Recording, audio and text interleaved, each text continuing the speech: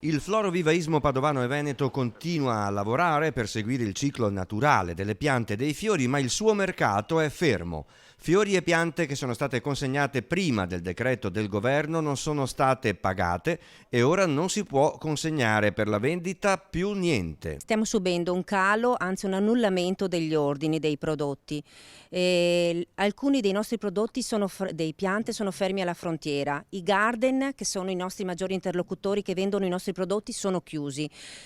Alcune delle manifestazioni più importanti e delle fiere più importanti sono state annullate, quindi per noi è un momento davvero tanto difficile. Le associazioni di categoria Flor Veneto e Floro Vivaisti Veneti hanno scritto all'assessore regionale Giuseppe Pan, esprimendo la loro preoccupazione per una situazione che paradossalmente è molto critica proprio a primavera appena iniziata. Le vendite che abbiamo fatto a gennaio-febbraio si protrarranno più avanti, quindi di conseguenza anche i pagamenti verranno slittati, quindi con conseguenze negative.